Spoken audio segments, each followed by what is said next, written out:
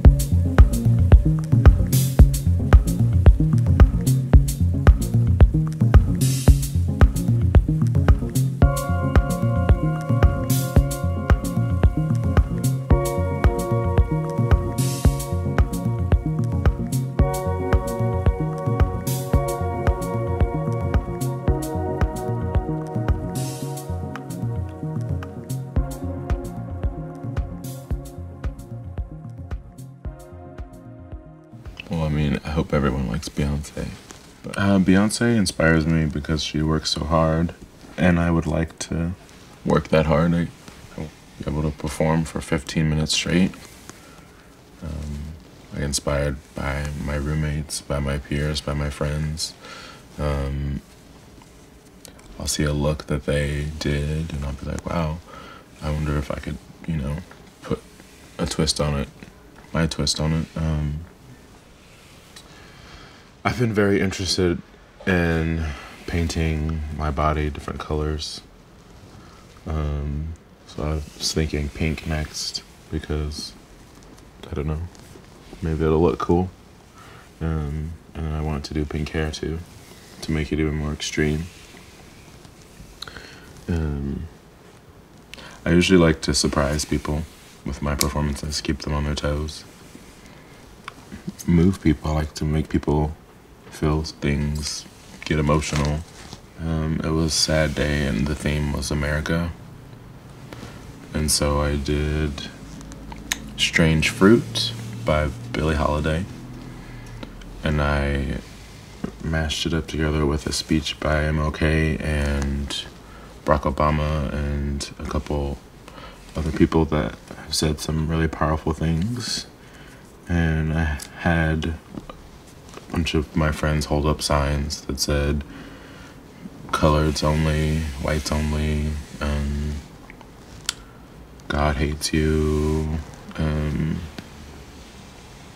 just things like that. And then I was ripping them up during the speeches, taking them from them and just ripping them up, because I felt like that would be powerful instead of doing like, I don't know, a patriotic song. I was saying what I know, I guess, about America. I just thought of it. I felt like that was something that needed to be shown in an America-themed sad day party. I felt like that was important for me to do that because I didn't know if anyone else would have done it. Well, this one in particular, I felt like, a lot of people judge people for the color of their skin, and so I interpreted it as, like, this is what you're saying about the color of my skin, that it's bad and I'm going back to black. It's about being vulnerable. It's about showing your true self, I guess. Not being afraid to, being yourself, being true to yourself.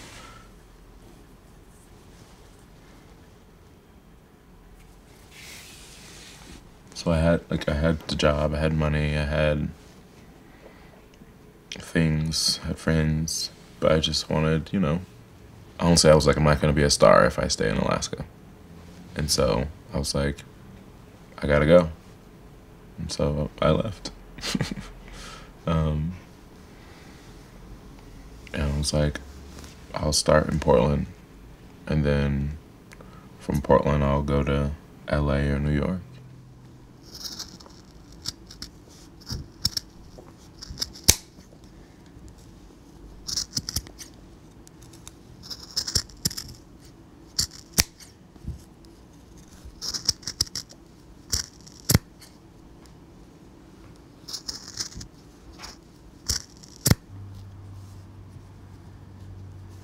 And so I came to Portland, and I hated it at first. Nothing was really working out that well at the time. I didn't have a place to stay or a job. I was looking for the cheapest place, and the cheapest place was the Joyce Hotel. So I stayed there.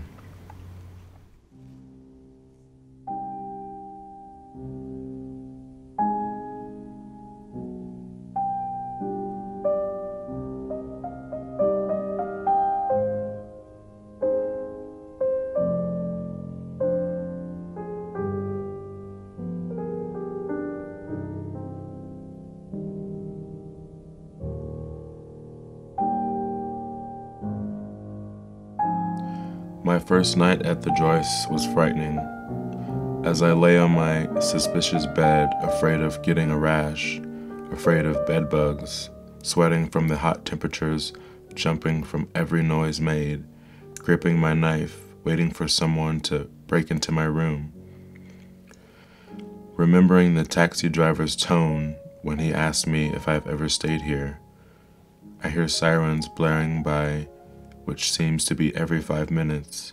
Sweat and tears cover my face. Have I made a mistake paying $40 a night for this room? I ask myself over and over. I decide to get a drink to calm my nerves. One drink turned into many. I stumbled back into the hotel. I climbed the 4 flights of stairs, which felt like forever. The smell of the hotel was overwhelming. I got to my room and just laid on the bed until I felt better. The temperature in my room was still unbearable, thoughts running through my mind about what I am going to do. I can't stay here. I don't want to be homeless. I lay there with a defeated feeling, not wanting to move on.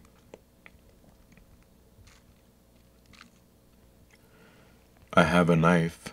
I'm on the 4th floor. Thoughts enter my mind. I could just end all my struggles now. It would be so easy. I've seen how it's done. I snap out of it. I've come this far, saved this much money. I can't stop now. I woke up the next day not as worried, just hungover. I had training for a new job I was just hired for. Selling Kirby vacuums. It wasn't ideal, but I needed something right away. I was faint from the lack of nutrition at the 5-hour training. I was worrying so much I bet they saw it on my face. I had a bag full of grapes and okra. I was hoping it would hold me over, but it didn't seem to work. I went to the bathroom halfway through the training and I cried for about 10 minutes. Not much longer because I didn't want anyone to notice.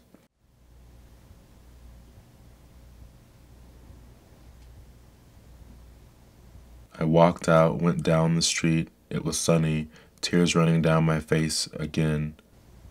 I officially lost it. I sat on the curb in front of an AutoZone and cried my eyes out. Called back home, told them I was coming back, that I had enough.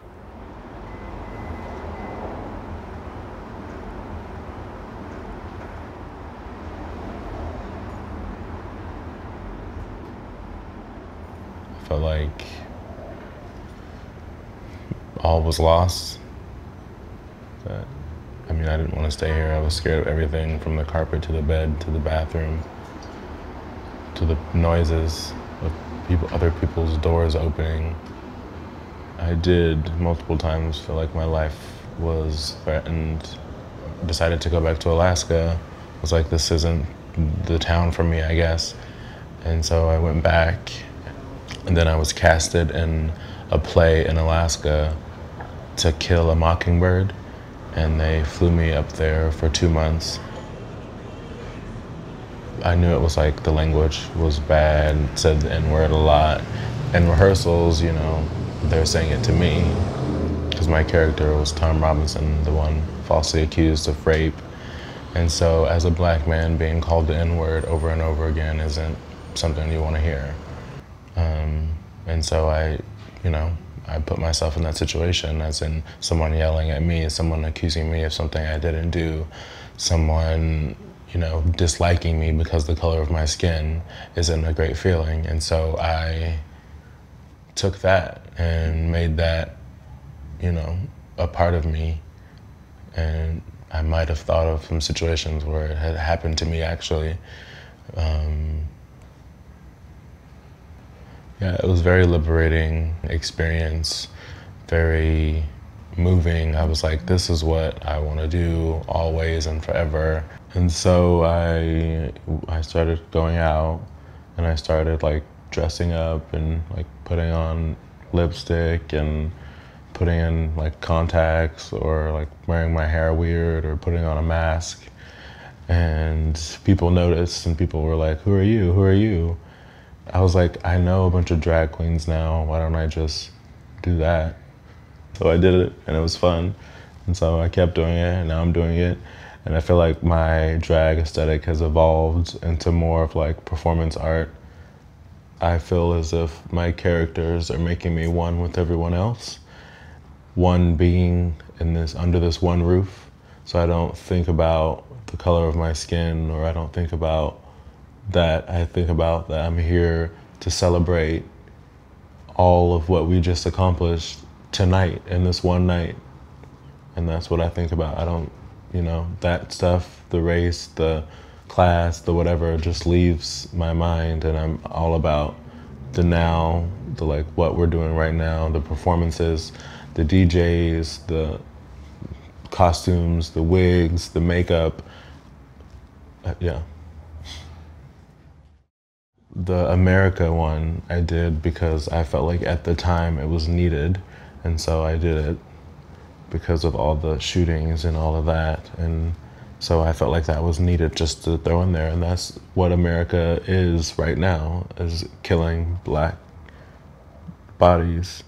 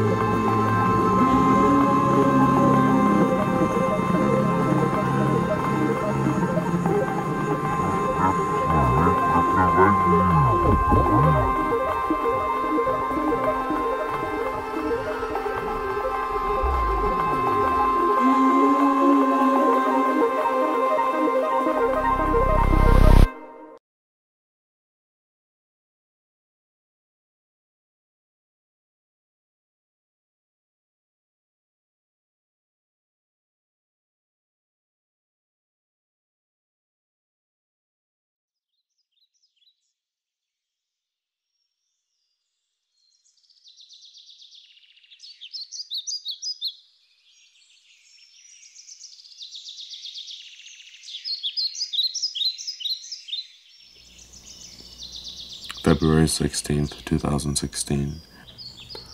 Today is a good day. I feel so good, so motivated. I have 2 jobs now, both retail and photography and drag on the side. And I am ready to rule my world completely and change the one I live in for the better.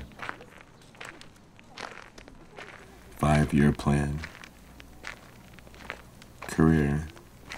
I want to be making a living as a paid performer, acting on the big screen, singing, writing, performing my own music in stadiums, selling out.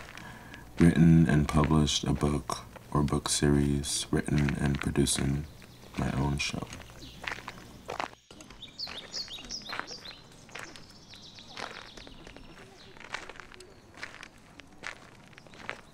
Month 1. Read 2 plays, read a book, watch a live performance, pick 2 songs and memorize, get to episode 10 of The Struggle is Real, write and outline the first chapter of your first book, get a job, write your first YouTube video and publish it, work on your website, open a new bank account, stretch every morning and night, be active every day, smile in the mirror every time you see one, eat less meat, meditate every day, find creative ways to take pictures, show up and be present, appreciate more, call mom, lose weight. Completed month 1 of Insanity Max 30. The ball is in your court.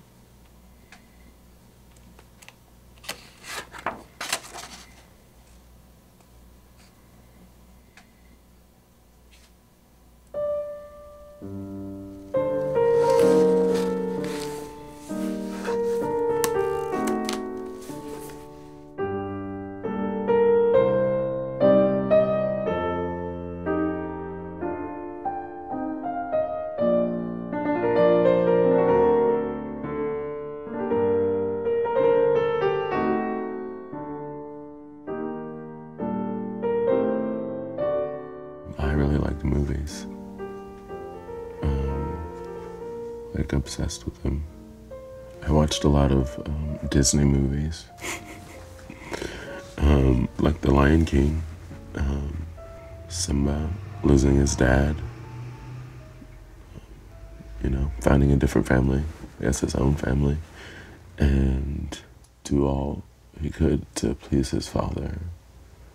And then he lost his father, and it was almost as if there was nothing left. And I don't know my father, and so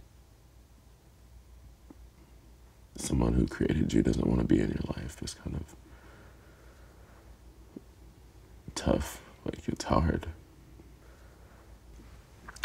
I remember him taking me to McDonald's when I was really young, and I got the Happy Meal. I don't even remember what toy it was. And then he took me home, and that's all I remember. Yeah, I don't even know how old. Probably 4 or 5. That one time, McDonald's was all I remember of him, ever. I haven't even seen a picture of him. I don't know what he sounds like. If he walked right past me, I probably wouldn't even know it was him. I would hear my family talk about him, but I would never see him come around. And it was weird to me because he lived in like the next city over. It's not that far away. So I didn't understand that. Why he wouldn't just come see me, or, I don't know, call, and I don't get it. For me to go look for him, it would be so weird. I wouldn't even know what to say. It would be way too hard. Way too hard. Nope.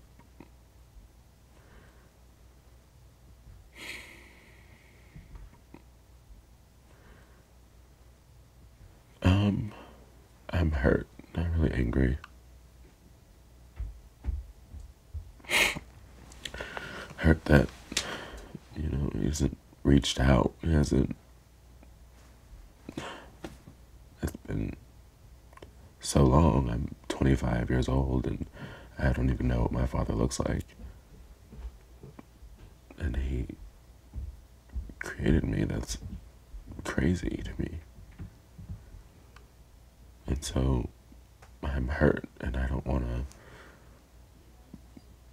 to be around him. But also I feel like I shouldn't be the one to have to say anything. I feel like he should say something. I don't know. He should be looking for me. Why I gotta look for him? I don't even want to give him that. I want to give him what he gave me, nothing. So I don't have anything to say to him.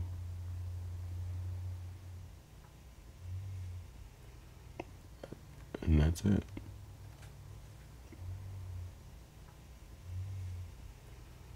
That's it. He gave me life and set me free.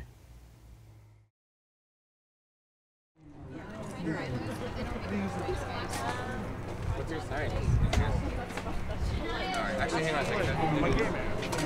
How many? It was lovely.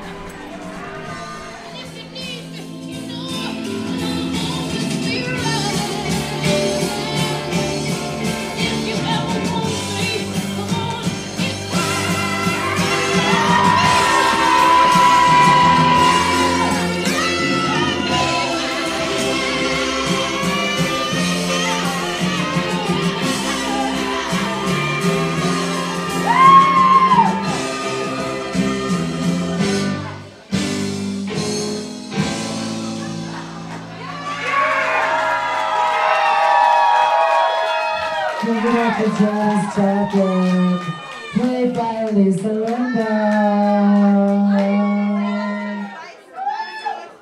Wow. I think Janice is in the building tonight. And without further ado, I want to welcome some bitch that could sing a little bit better than me. The one, the only, Amy Winehouse.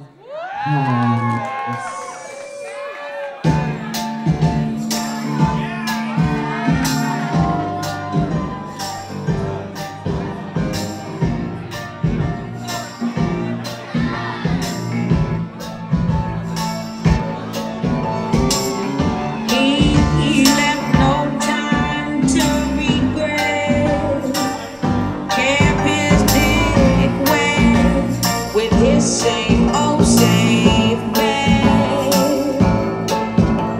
Me and my head high and my tears dry. Get on.